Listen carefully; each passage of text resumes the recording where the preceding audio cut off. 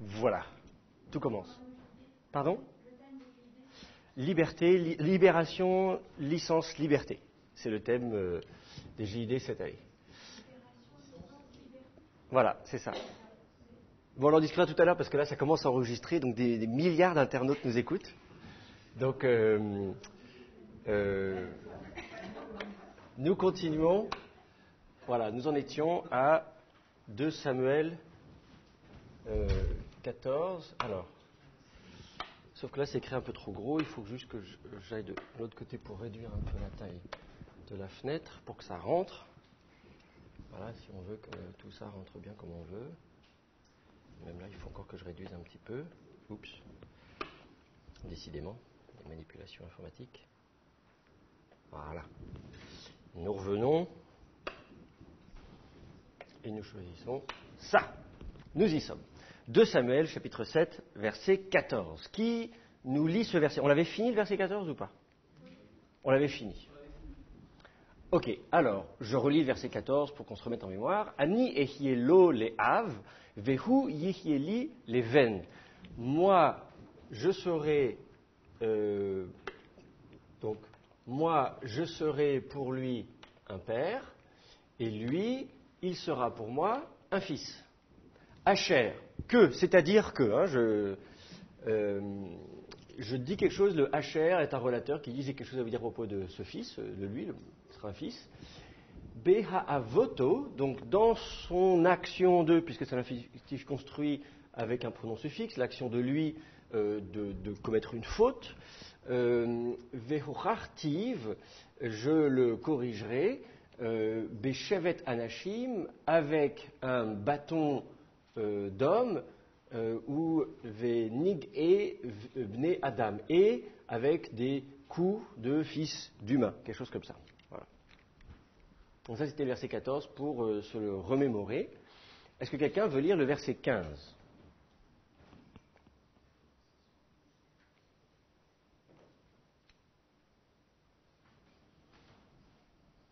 Allô? Ah bon? Ah bah c'est pas bien. Alors non, t'as pas travaillé, tu lis pas. Quelqu'un qui a travaillé. Personne n'a travaillé, c'est ça, mon œil. Mais je sais que vous travaillez. En fait, vous faites genre, mais en fait vous travaillez. Bon, Alexis.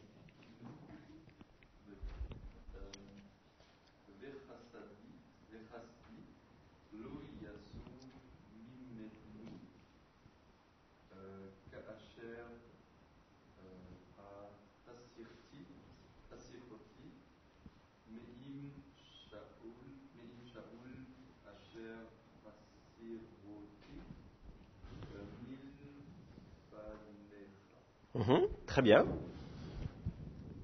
Alors, comment tu traduis ce verset?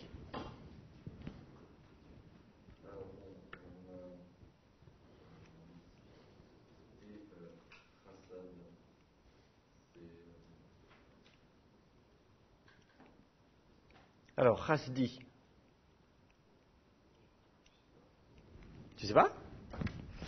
Quand vous avez d'abord vous reconnaissez le pronom suffixe, i, déjà, ça on peut l'enlever, conjonction, coordination, il vous reste chasd. Quand vous avez, en hébreu, des termes qui n'ont qu'une seule voyelle, 3 consonnes, une seule voyelle, chasd. C'est un shem, c'est ce qu'on appelle un shem monosyllabique, ça donne les ségolés. Quand vous avez un shem katl, kitl, koutl, on en avait parlé, ça correspond au monosyllabique, et en hébreu, ça va donner des ségolés. Donc, comme malk, par exemple, quand vous avez malk en proto-sémitique, vous savez qu'en hébreu, ça va vous donner meler. Donc, chast, ça va vous donner chesed. Donc, il faut rien dans votre dictionnaire à chesed, et chesed, c'est la loyauté. Donc, et ma loyauté, pas du tout, c'est pas un verbe, hein. Non.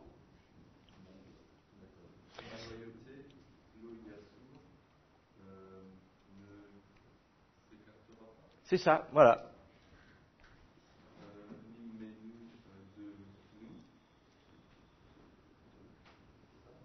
Alors, oui, ça peut être sa préposition mine, qui est redoublée. Mine, on sait que la préposition mine est redoublée quand elle est doté d'un certain nombre de pronoms suffixes. Donc c'est pour ça qu'il y a min avec le nun qui est ici. En fait, le deuxième nun, le nun qui est ici, le premier c'est le nun du min. Le deuxième nun, c'est un nun de la gémination, un nun énergique. Vous avez min, vous avez de nouveau min, vous avez min, plus le nun énergique, d'accord? Plus, alors au choix, soit vous avez effectivement nous, qui est la première personne du pluriel, soit vous avez who, qui est la troisième personne masculin singulier. Donc min, plus nous, plus who, si tu contractes, le nun ici va être assimilé par le même qui suit, les deux nouns ici vont se contracter. De la même manière, le deuxième nun va être assimilé par le deuxième nun, d'où le dagage dans le même, le dagage dans le nun. Et puis à la fin, eh bien effectivement, ou bien on dit c'est nous, première personne du pluriel, ou who, troisième personne du singulier. Dans le contexte ici, ma loyauté ne s'écartera pas de nous, ça n'a pas beaucoup de sens. Mais de lui, hein, il est question du fils de David toujours. Oui.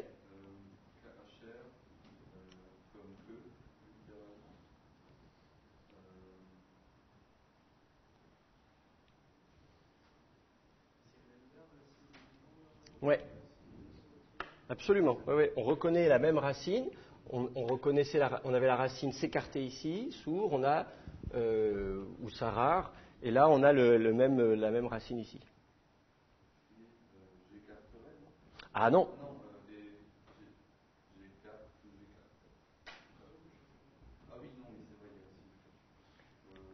Comme que j'ai écarté.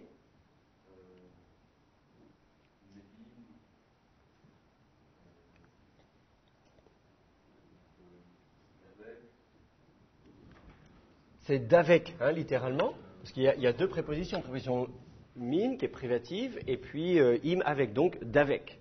D'auprès, d'avec. Shaoul. D'accord. Alors qu'est-ce qu'il nous dit ici? Il dit comme que j'ai écarté d'auprès de Saül. Qu'est-ce que Dieu a écarté de Saül? Sa loyauté. Qu'est-ce qui s'est passé avec Saül concrètement? Vous vous souvenez? Vous connaissez l'histoire? Saül est nommé roi, il est choisi, Dieu le choisit, Samuel va oindre Saül pour être roi. Simplement, Saül, de façon répétée, va désobéir au commandement divin et aux instructions de Samuel, le prophète. Chapitre 13, chapitre 14, chapitre 15, c'est dans 1 Samuel tout ça, vous pouvez relire tous ces chapitres-là. Et au bout d'un moment, notamment, Saül finit même par faire des sacrifices, alors que Samuel avait dit « attends-moi », et puis en plus Saül il n'est pas prêtre, donc il n'a pas le droit de faire des sacrifices.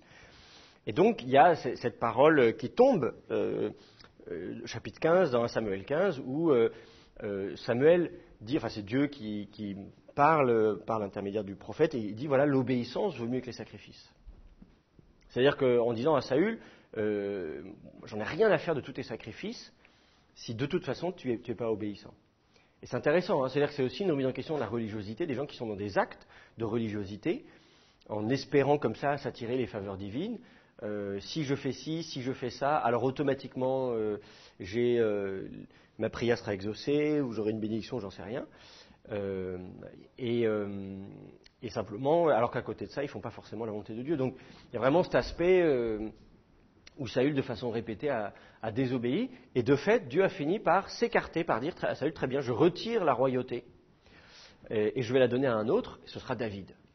Et donc la question se pose en disant, donc Saül a été désobéissant, il a été infidèle, donc Dieu a retiré la royauté à Saül, l'a confiée à un autre.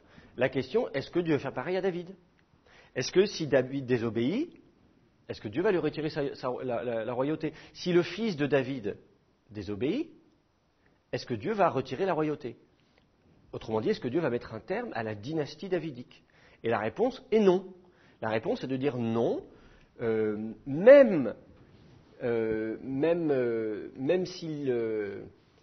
s'il désobéit, même s'il est désobéissant, comme Saül a pu l'être, eh bien, je ne me comporterai pas de la même manière, je ne retirerai pas la royauté, je ne lui retirerai pas la royauté, je le châtierai, mais je préserverai quand même la dynastie. Donc là, il y a vraiment une affirmation très importante ici pour dire attention, l'histoire ne va pas se répéter comme c'était le cas avec Saül. Alors ensuite, on continue. Asher. Ouais.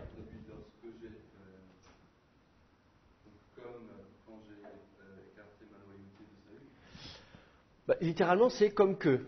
Hein, donc, de la même façon que, hein, comme que, le CAF établit une comparaison. Il met deux choses côte à côte, en fait. Hein. Donc, il vient mettre en comparaison deux éléments. Donc, on vient mettre en comparaison deux comportements. L'idée de s'écarter. Donc, je ne m'écarterai pas, comme, c'est-à-dire de la même façon que je me suis écarté, ou j'ai écarté ma loyauté d'auprès de Saül.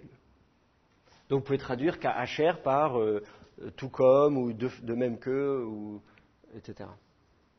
De la même façon que, etc. Donc, Asher, que, mais bon, c'est littéral. Et Asirti, j'ai écarté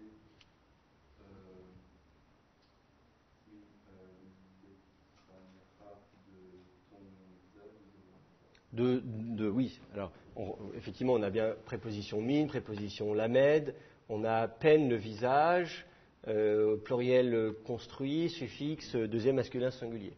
Donc, de devant la face de toi, hein, de ta face, concrètement. Donc, Saül, que j'ai écarté loin de ta face, quelque chose comme ça, de devant toi.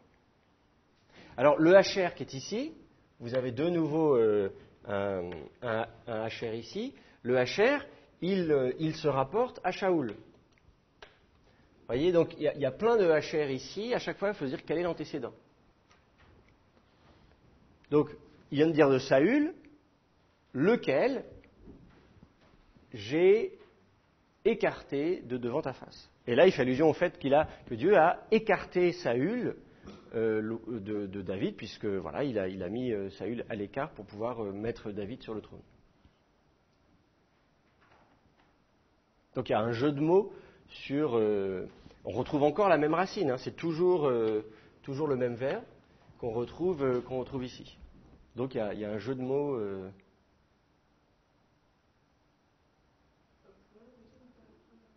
Ouais, alors du coup, la phrase en mot à mot, elle est un peu difficile. Alors, et ma loyauté ne s'écartera pas de lui, lui c'est ton fils, hein, ton descendant, tout comme je l'ai écarté, sous-entendu ma loyauté, tout comme j'ai écarté ma loyauté d'auprès de Saül, que j'ai écarté loin de ta face. Donc Saül, lequel, hein, quand je dis Saül que j'ai écarté, c'est... je ne sais pas si en français il vaut mieux faire en une seule phrase ou s'il faut découper. Après ça, c'est une question de français et pas une question d'hébreu après.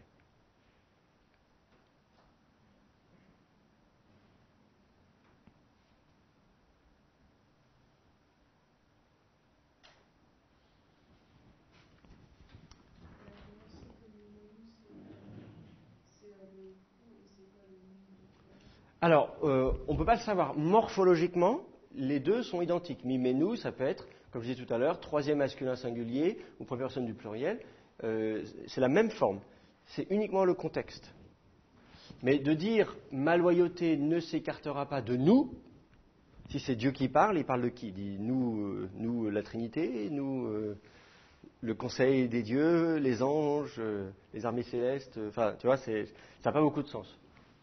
Alors que de dire que sa loyauté ne s'écartera pas de lui, c'est-à-dire de ton fils, rappelez-vous des versets précédents, hein, Dieu promet à David qu'après lui, son fils siégera sur le trône et pour toujours. Il lui promet une dynastie éternelle. Et il insiste bien, puisqu'on aurait pu dire oui, pour toujours, c'est-à-dire tant qu'il se comportera bien. Mais là, il dit non. Et quand je dis, Dieu précise, il dit quand je te dis que ta postérité sera sur le trône pour toujours, donc que ta dynastie sera éternelle, c'est pas à condition que ce soit des bons rois. Il dit non. Même s'ils sont mauvais, je les châtierai, mais je ne changerai pas de dynastie. Donc, autrement dit, quand Dieu dit pour toujours, c'est vraiment pour toujours. On passe au verset 16. Qui nous lit le verset 16?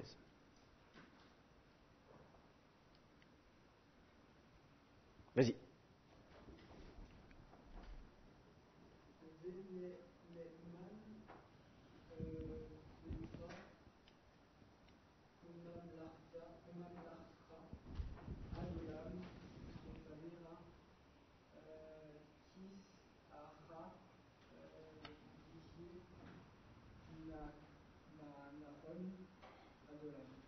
Très bien, parfait.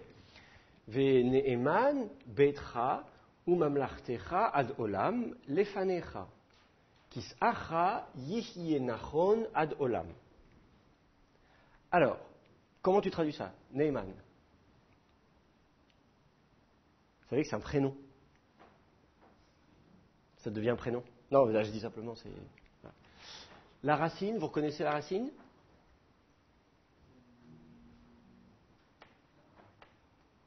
La racine, c'est la racine Aman. Vous connaissez cette racine? Vous dites jamais Amen? Voilà, c'est la racine Amen. La racine Aman, c'est ce qui est vrai. C'est la racine de la vérité. Le substantif Emet, ça veut dire que c'est la vérité. Donc vous avez plein de termes dérivés de cette racine. Vous avez donc l'adjectif Amen, que vous connaissez bien. Vous avez le substantif Emet, qui est la vérité, etc. Donc le verbe Aman, ça veut dire c'est vrai. C'est vrai. Et donc là, en l'occurrence, le noun que vous voyez ici, c'est le noun du nifal. On voudrait dire ni man, mais à cause de la gutturale, on va avoir un petit déplacement. Au lieu de dire ni man, on va dire ne'man. Et là, j'ai un cheval simple sous la lèvre. C'est moi ou je vois mal sur mon écran? C'est un cheval simple, d'accord. Voilà. Bon, moi j'aurais bien aimé colorer le cheval, non? Pour une fois, le Aleph garde le cheval simple. Vous voyez? Bon, le scribe était de bonne humeur ce jour-là. Il s'est dit, allez hop, on va laisser le cheval simple. Non, on aurait pu colorer le cheval, auquel cas on aurait mis un Khatef Segol. Ça aurait fait Ne'eman. Alors, donc, Ve'ne'eman, alors, donc, c'est donc du nifal. Alors, soit vous dites que c'est de l'accompli troisième masculin singulier, soit vous dites que c'est du participe. Parce que nifal, quand vous avez niktal, ça c'est l'accompli, et le participe c'est presque pareil. Il y a quand même une différence. Parce que vous savez quelle est la différence entre le participe et l'accompli? Non? C'est le kametz qui change. Niktal avec un patar, c'est le katal, troisième masculin singulier. Niktal avec un kametz, c'est le participe. Là, on a un patar. Donc, on va l'analyser comme étant un accompli, donc un katal. Ici, c'est katal, troisième masculin singulier. C'est même un v-katal, en fait. C'est un v-katal. Donc, le fait d'être vrai au nifal, si le verbe aman, ça veut dire être vrai au kal, au nifal, ça veut dire que on va le considérer comme quelque chose qui est assuré. Hein, quelque chose qui est sûr. Voilà, on dit c'est vrai, c'est sûr. Voilà, c'est bien sûr, c'est la vérité, quoi. Je ne raconte pas des cracks. Bon. Donc, il faut le considérer comme un verbe. C'est et sera assuré. Et le sujet vient après, Betra. Ta maison. Donc, ta maison sera assurée, quelque chose comme ça. Bon, je ne sais pas comment il faut traduire, mais voilà. D'ailleurs, le sujet, c'est pas juste ta maison, c'est Betra ou Mamlartecha. Ta royauté. Donc, ta maison est ta royauté. Alors, on dit, ah, bah oui, mais du coup, c'est du pluriel, il faudrait du pluriel. Mais vous savez, en hébreu, quand on met le verbe en tête, on met le verbe au singulier parce qu'on a la maison. Et ah oui, au fait, j'ai autre chose à vous dire, mais bon, donc on laisse au singulier. Donc, ta maison et ta royauté seront assurées ad olam, pour toujours, quelque chose comme ça, lefanecha, devant ta face, devant toi, tout simplement. Ensuite, vous avez l'Atnar ici, donc vous reprenez Kis'acha, ton trône sera. Alors, Nachon, c'est aussi. Ouais, c'est la racine. C'est aussi un ifal, et le verbe c'est kun, la racine c'est kun, c'est l'idée d'être établi, d'être ferme. C'est la racine de la fermeté. Donc, kun, c'est le verbe quand j'établis, quand on pose des fondations, etc., etc. C'est l'idée de. Voilà. Et donc, nachon, c'est encore du nifal. Là, c'est du participe pour le coup, parce qu'on a un verbe, yéhié, il sera, donc on attend un participe, construction périphrastique, s'il vous plaît. Et donc, du coup, et nachon, ça va vouloir dire donc établi, quelque chose comme ça. On va le traduire par établi, oui, c'est pas mal. Affermi, un truc comme ça. En hébreu moderne, nachon, ça s'est maintenu dans le langage courant quand on discute avec quelqu'un et tu réponds par l'affirmatif, tu dis nachon. Nachon, ça veut dire oui, d'accord. Voilà. Ça s'emploie sans que les gens soient conscients que ce soit un participe nifal. Je ne suis pas sûr que les locuteurs de l'hébreu moderne, s'ils leur demandent nachon, leur dire que c'est un participe nifal d'un verbe concave. Bon, je ne suis pas sûr que ça. Bref. Mais bref, donc voilà, nachon adolam, pareil. Donc vous avez 2 fois adolam. Donc vous voyez ce adolam qui se répète ici. Enfin, on ne peut pas faire plus clair. Je veux dire, il l'a dit avant. Le adolam, on l'avait quelques versets plus haut déjà, si mon ordinateur veut bien se réveiller. Où est-ce qu'on avait verset 13. Voilà, donc déjà verset 13, on avait chonanti, on avait déjà le verbe kun en fait. Le chonanti qu'on avait au verset 13, c'était déjà la même racine. Chonanti et kissé mamlarto, donc le trône de sa royauté, ad olam. Donc jusqu'à l'infini, littéralement. Olam, c'est l'infini, ici dans le sens temporel. Donc, vous voyez, on a déjà dit au verset 13, ad olam, ici on répète, ad olam, en veux-tu, en voilà. C'est un passage fondamental. C'est pour ça qu'il est sur la liste des textes que vous avez à préparer. C'est-à-dire que c'est le passage par excellence qui sert à légitimer la dynastie davidique sur le trône à Jérusalem. Et ça va poser problème précisément lorsque sur le trône à Jérusalem régnera quelqu'un qui n'est pas de la dynastie de David. Alors c'est à quelle époque est-ce que vous allez avoir quelqu'un sur le trône à Jérusalem qui n'est pas de la dynastie de David?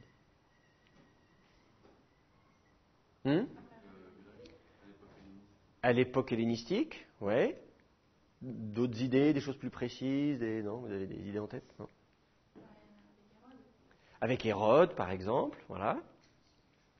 En fait, grosso modo, au retour de l'exil, il n'y a pas de roi. Dans un premier temps, à l'époque perse, il y a un gouverneur. Et alors, d'après les textes bibliques, le premier gouverneur est quand même de la dynastie de David. Donc il n'a pas le titre de roi, mais c'est quand même lui plus ou moins qui gouverne. Il est choisi par les Perses, mais en même temps il est dynastie de David. Ça ne pose pas trop de problèmes.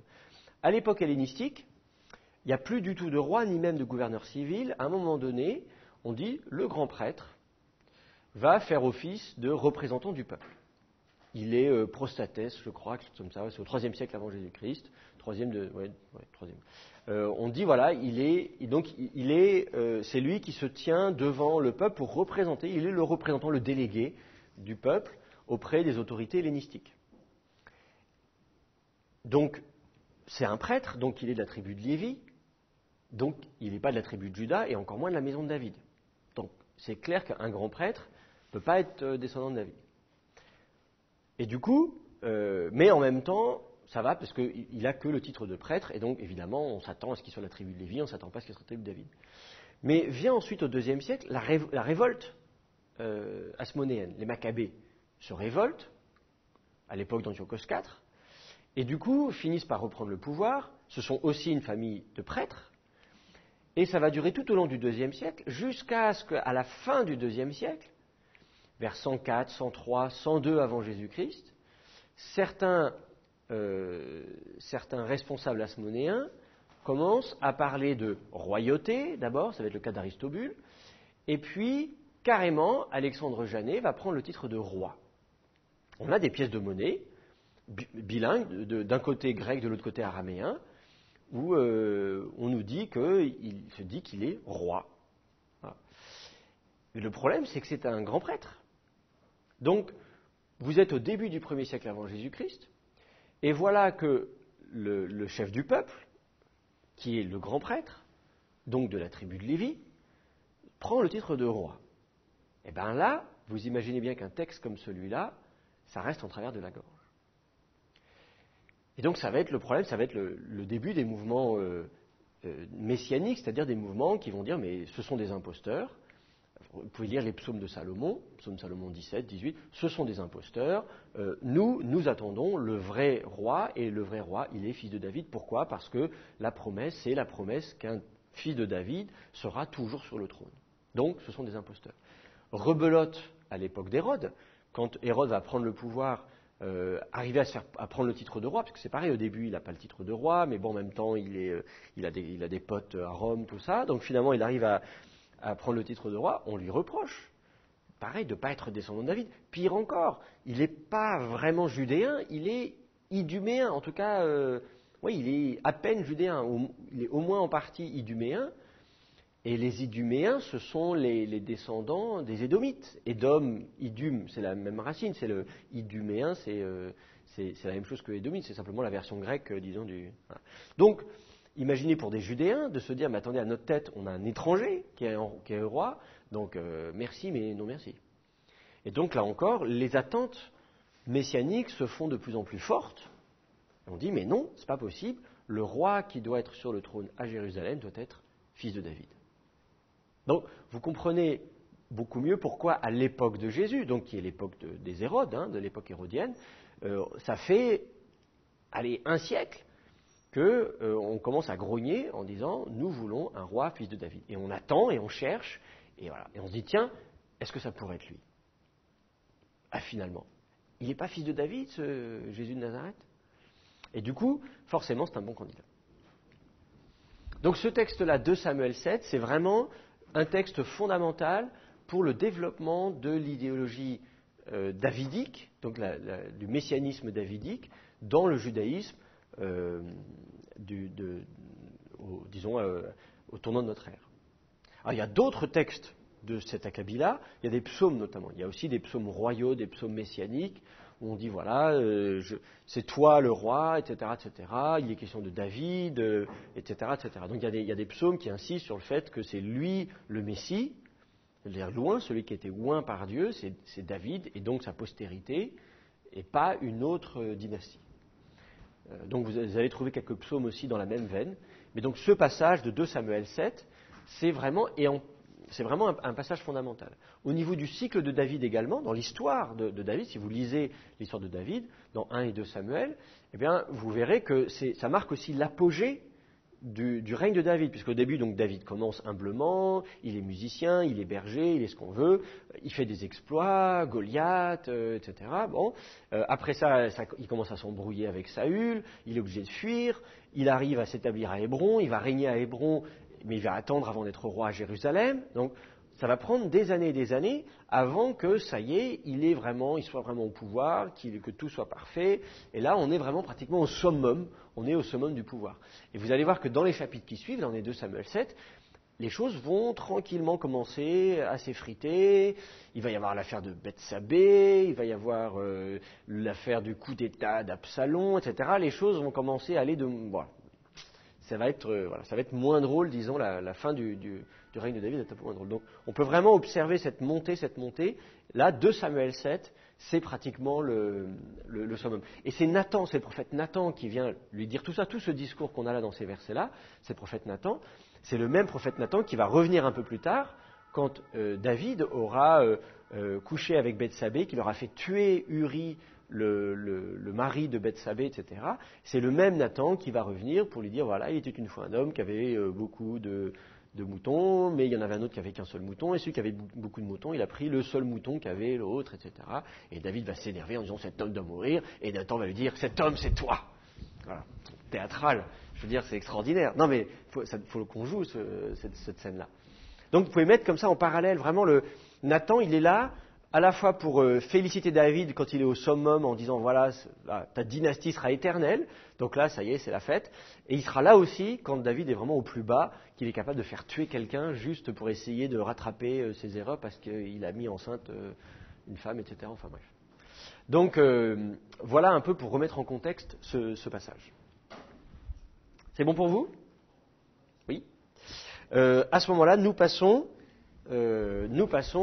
au texte suivant. Je vais arrêter l'enregistrement, comme ça fera 2 enregistrements différents. Voilà.